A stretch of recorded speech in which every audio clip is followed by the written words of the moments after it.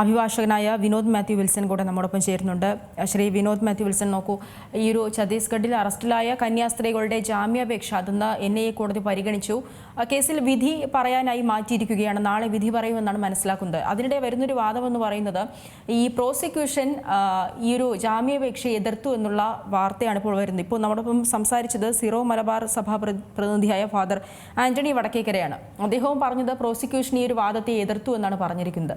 അങ്ങനെയാണെങ്കിൽ നാളെ ഒരു ജാമ്യം, ഈ ഒരു കന്യാസ്ത്രീകൾക്ക് ജാമ്യം ലഭിക്കാനുള്ള സാധ്യത അത് എത്രത്തോളമാണ്? ജാമ്യം ലഭിക്കാനുള്ള സാധ്യത അല്ലെങ്കിൽ അത് ലഭിക്കുമോ ഇല്ലയോ എന്നൊക്കെ ഉള്ളത് ഡിപ്പെൻസ്. അതാ ജഡ്ജിയുടെ മനോബലം പോലെ അല്ലെങ്കിൽ ആ വിഷയത്തെ അദ്ദേഹം കാണുന്ന പോലെ നമുക്ക് പുറത്തുനിന്ന് ചില കാര്യങ്ങൾ നിരീക്ഷിക്കാനും അതിനെ ലീഗലായിട്ടുള്ള ചില പ്രിൻസിപ്പിൾസ് വെച്ച് നമുക്ക് അടയാളപ്പെടുത്താനും മാത്രമേ സാധിക്കുള്ളൂ. ഞാൻ ഇതിൽ മനസ്സിലാക്കുന്ന ഒരു പക്ഷേ ഞാൻ കുറച്ചുകൂടെ വ്യക്തമായിട്ട് നിയമപരമായി തന്നെ അത് പറഞ്ഞു കഴിഞ്ഞാൽ ഒരു പക്ഷേ ഒരു പിടികിട്ടുമായിരിക്കും. ഇത് നമുക്കറിയാം, ആദ്യം സെഷൻസ് കോടതിയിലാണ്, അതായത് NIA ആക്ട് വരുന്നില്ല. NIA ആക്ടിന്റെ ഒരു കാര്യം അവിടെ ഇല്ല എന്നുള്ളത് കൊണ്ട് നേരെ സെഷൻസ് കോടതിയിലാണ് കേസ്. ദുർഗ് കോടതിയിൽ നിന്ന് സെഷൻസ് കോടതിയിൽ ബെയിൽ ആപ്ലിക്കേഷൻ പോയി. അവിടെ നിന്ന് റിജക്ട് ചെയ്തിട്ട് കോടതി പറയുകയാണ് ഇതിനകത്തൊരു നാഷണൽ ഇൻവെസ്റ്റിഗേറ്റിംഗ് ഏജൻസി അന്വേഷിക്കേണ്ട ചില ഒഫൻസുകളുണ്ട്.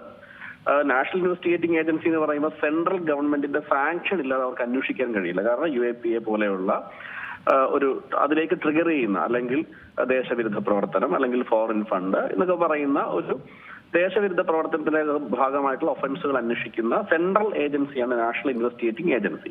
അപ്പൊ അവരന്വേഷിക്കേണ്ട ചില ഒഫൻസുകളിലേക്ക് ഇത് ട്രിഗർ ചെയ്യുന്നു എന്നുള്ളത് വന്നതുകൊണ്ടാണ് NIA കോടതിയിലേക്ക് ഇത് മാറ്റുന്നതും ആ NIA കോടതിയിൽ ഇത് ജാമ്യാപേക്ഷ വരുന്നതും ഒക്കെ. അപ്പൊ ഇന്നലെ ഞാൻ മനസ്സിലാക്കുന്നു ഇവിടുത്തെ ചില രാഷ്ട്രീയ നേതൃത്വത്തിന് കേന്ദ്ര ആഭ്യന്തരമന്ത്രി പറഞ്ഞു, ഞങ്ങൾ സെൻട്രൽ ഏജൻസി, അതിന്റെ സെക്ഷൻ 6 പറയുന്നത് സെൻട്രൽ ഏജൻസിയുടെ സെൻട്രൽ ഗവൺമെന്റിന്റെ കീഴിലാണ് ഈ NIA എന്ന് പറയുന്ന ഡിപ്പാർട്ട്മെന്റ് ഉണ്ടായതുകൊണ്ട് സെൻട്രൽ ഗവൺമെന്റിന്റെ സാങ്ഷൻ വേണം ആ ഏജൻസിക്ക് വന്ന് അന്വേഷിക്കുന്നതിന് വേണ്ടി, നമ്മുടെ CBI പോലെയൊക്കെ.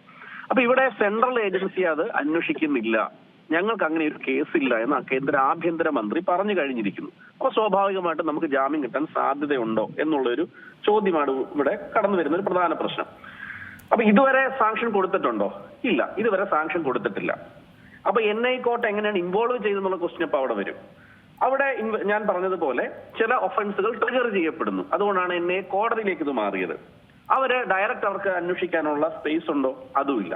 അപ്പൊ ഇനി എന്താണ് ഇതിന്റെ സാധ്യത, ബെയിൽ കിട്ടാനുള്ള സാധ്യത എന്താണെന്നുള്ളത് നമ്മൾ ചിന്തിക്കുമ്പോൾ ഒന്നാമത്തെ സാധ്യത ഞാൻ മനസ്സിലാക്കുന്നത് വിക്ടിംസ് ആയിട്ടുള്ളവർ ഡിനേ ചെയ്തു, അവരെ ഫോഴ്സിബിൾ ആയിട്ടുള്ള കൺവേർഷൻ കൊണ്ടുവന്നതല്ല എന്ന് അവർ ഡിനേ കൃത്യമായി ചെയ്തിട്ടുണ്ട്, അല്ലെ അവരെ തട്ടിക്കൊണ്ടുപോയതല്ല എന്ന് അവരുടെ സ്റ്റേറ്റ്മെന്റുകളുണ്ട്. അപ്പൊ സ്വാഭാവികമായിട്ടും അത് പരിഗണിക്കേണ്ടതായിട്ട് വരും. ഞാൻ രണ്ടാമത് പറയുന്നത് നോട്ട് പ്രയർ റെക്കോർഡ് എന്ന് പറയുന്ന ഒരു അതായത് ഇവർക്ക് മറ്റ് ക്രിമിനൽ ഹിസ്റ്ററികളോ അല്ലെ ഇവർക്ക് ഇതിന് മുമ്പ് ഏതെങ്കിലും തരത്തിലുള്ള ക്രിമിനൽ ബാക്ക്ഗ്രൗണ്ടുകളോ ഇല്ല. അപ്പൊ രണ്ടാമത്തെ ഫേവറബിൾ ആയിട്ടുള്ള ഒരു ഗ്രൗണ്ട് ആയിട്ട് അത് കണക്കാക്കാം. ഏറ്റവും പ്രധാനപ്പെട്ട ഗ്രൗണ്ട് എന്ന് പറയുന്നത് സെൻട്രൽ ഗവൺമെന്റ് ഒപ്പോസ് ചെയ്യുന്നില്ല, ബെയിലിനെ ഒപ്പോസ് ചെയ്യുന്നില്ല എന്ന് പറയുന്ന ഒരു ഗ്രൗണ്ട് ഉണ്ട്. അതുപോലെ തന്നെ പബ്ലിക്, ഇപ്പൊ തൊട്ടുമുമ്പ് സൂചിപ്പിച്ചതുപോലെ വൈദിക പുരോഹിതൻ പറഞ്ഞതുപോലെ അല്ലെങ്കിൽ അദ്ദേഹം പറഞ്ഞതുപോലെ ഒരു പബ്ലിക് ആൻഡ് ലീഗൽ പ്രഷർ ഇവിടെയുണ്ട്. ഈ 4 ഘടകങ്ങൾ ബെയിൽ കിട്ടാനുള്ള സാധ്യത ഉണ്ട് എന്ന് ഞാൻ മനസ്സിലാക്കുന്നു.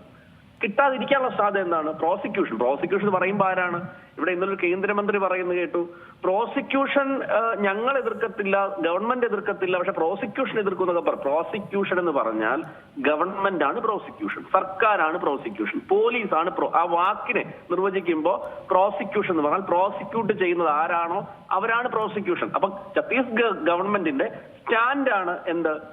ഇതിനെ എതിർക്കുക എന്ന് പറയുന്ന. ആ എതിർക്കാനുള്ള ഗവൺമെന്റ് നിർദ്ദേശം കൊടുക്കുകയും ആ നിർദ്ദേശം പാലിക്കുകയും ചെയ്യുന്ന ആളാണ് പ്രോസിക്യൂട്ടർ.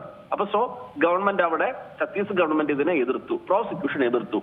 രണ്ടാമത്തത് സെൻസിറ്റീവ് ആയിട്ടുള്ള ഇഷ്യൂ ആണ്. അതുപോലെ തന്നെ NIA കോർട്ടിലേക്ക് വന്നിരിക്കുന്നു. ഈ 3 ഘടകങ്ങൾ ഇപ്പുറത്തുമുണ്ട്.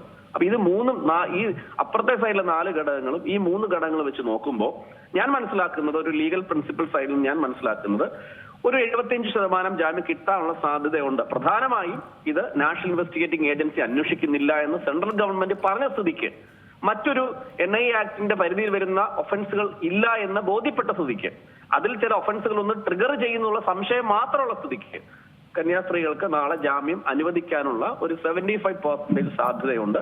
30% സാധ്യത ഇല്ലായ്മ എന്ന് പറയുന്നത് ഈ പറഞ്ഞ പാരാമീറ്റേഴ്സ് ആണ്. അതുകൊണ്ട് ജാമ്യം നാളെ കിട്ടാനാണ് 75% ഈ കേസിൽ സാധ്യത. ശ്രീ വിനോദ്, അതുപോലെ തന്നെ ഇന്നത്തെ ഈ ഒരു വാദത്തിൽ പ്രോസിക്യൂഷൻ വാദിച്ചിരിക്കുന്നത് ഈ തെളിവുകൾ സമാഹരിക്കുന്ന സമയം പ്രതികൾ ഈ സാക്ഷികളെ സ്വാധീനിക്കാനുള്ള ഒരു സാധ്യതയുണ്ട് എന്നുള്ളൊരു വാദം പ്രോസിക്യൂഷൻ മുന്നോട്ട് വെച്ചിട്ടുണ്ടെന്നാണ് മനസ്സിലാക്കുന്നത്. ആ ഒരു ഘട്ടത്തിൽ കോടതി ഇതിനെ ഒരുപക്ഷെ എങ്ങനെയാകും നോക്കിക്കാണുക? അതൊരു എല്ലാ കേസിലും അങ്ങനെയാണ്. നമ്മുടെ ഇപ്പൊ ഈ കേസൊന്നുമല്ല, കേരളത്തിൽ നടക്കുന്ന എല്ലാ ക്രിമിനൽ കേസുകൾക്കും പ്രോസിക്യൂഷൻ പറയുന്ന ഒരു പ്രധാന ഒരു ബെയിൽ ഡിനേ ചെയ്യാനായിട്ട് പ്രോസിക്യൂഷൻ എപ്പോഴും പറയുന്നതാണ് സാക്ഷികളെ സ്വാധീനിക്കും, അല്ലെങ്കിൽ പിന്നെ വിക്ടിംസിനെ, അല്ലെങ്കിൽ കേസിലെ വിക്ടിംസ് ആയിട്ടുള്ളവരെ ഭീഷണിപ്പെടുത്തും എന്ന് പറയുന്നത്. പക്ഷെ അതിൽ വലിയ അർത്ഥമൊന്നുമില്ല. കാരണം എന്താണെന്ന് വെച്ച് കഴിഞ്ഞാൽ ഇത് തെളിവ് നശിപ്പിക്കാൻ കഴിയുന്ന സാഹചര്യങ്ങളൊന്നുമില്ല, അല്ലെങ്കിൽ എന്തെങ്കിലും ഒരു എംഒസ് അല്ലെങ്കിൽ കുറ്റകൃത്യം ഉപയോഗിച്ച് എന്തെങ്കിലും മെറ്റീരിയൽ ഒബ്ജക്റ്റുകൾ നശിപ്പിക്കുന്ന സാധ്യതകളൊന്നുമില്ല. കാരണം ഇത് പൂർണ്ണമായും ഛത്തീസ്ഗഡ് ഗവൺമെന്റിന്റെ കസ്റ്റഡിയിലുള്ള കേസാണ്.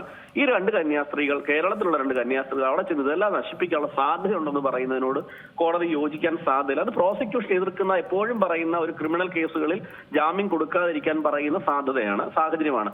അങ്ങനെ വരുമ്പോൾ വേറെ കാര്യമുണ്ട്. കോടതിക്ക് അങ്ങനെ ഒരു പ്രോസിക്യൂഷന്റെ അത്തരത്തിലുള്ള വാദത്തെ എടുത്തുകൊണ്ട് അതിനെ ശരി അങ്ങനെ മനസ്സിലാക്കിക്കൊണ്ട് കോടതിക്ക് ചില സ്ട്രിഞ്ചന്റ് കണ്ടീഷൻസ് വെക്കാം. നിങ്ങൾ ഒരു ഇത്ര ദിവസത്തേക്ക് ഇവിടെ വിട്ടു പോകാൻ പാടില്ല, അല്ലെ നിങ്ങളെ സന്ദർശിക്കുന്ന ആൾക്കാർക്ക് ചില റെസ്ട്രിക്ഷൻസ് വെക്കാം എന്നൊക്കെയുള്ള ചില കണ്ടീഷൻസ്, വളരെ കർശനമായ കണ്ടീഷനും വ്യവസ്ഥകളും ഉണ്ടല്ലോ, അത് വെച്ച് കൊടുക്കാമല്ലോ. അതായത് ഇത്രയേ ഉള്ളൂ ഇതിനകത്തെ പ്രശ്നം. ഈ ജാമ്യം കൊടുക്കത്തില്ല എന്ന് പറഞ്ഞാൽ ഇപ്പോഴും ചില ആൾക്കാർ മനസ്സിലാക്കിയിരിക്കുന്നത് കേസ് തീർക്കുക എന്നുള്ളതല്ല. ജാമ്യം കൊടുക്കുന്ന എന്തിനു വേണ്ടിയിട്ടാന്ന് വെച്ച് കഴിഞ്ഞാൽ ഇവരെ കസ്റ്റഡിയിൽ ഇടേണ്ട കാര്യമില്ല. കസ്റ്റഡിയിൽ, അതായത് ജയിലിൽ പാർപ്പിക്കേണ്ട കാര്യമില്ല. നീ ഇറങ്ങി പുറത്ത് നിന്നോളൂ, നീ ഞങ്ങളുടെ കസ്റ്റഡിയിലും ലീഗൽ പിന്നെ ക്ലച്ചസ് ഓഫ് ലോ എന്നാണ് പറയുന്നത്, നിയമത്തിന്റെ പരിധിയിലുമാണ്. പക്ഷെ നിന്നെ ഈ 4 ചുമരുകൾക്കുള്ളിൽ ഇട്ട് പീഡിപ്പിക്കേണ്ട അല്ലെങ്കിൽ തടഞ്ഞു വെക്കേണ്ട കാര്യമില്ല, നീ പുറത്തിറങ്ങിക്കോളൂ എന്നാ പറഞ്ഞത്. പുറത്തിറങ്ങിയതിന്റെ അർത്ഥം ഇവരെല്ലാം തെളിവ് നശിപ്പിച്ച് കേസിൽ നിന്ന് രക്ഷപ്പെടുമെന്നൊരു അർത്ഥമില്ല. ഇവരെ നിരീക്ഷിക്കാനാണ് പോലീസ് ഉള്ളത്.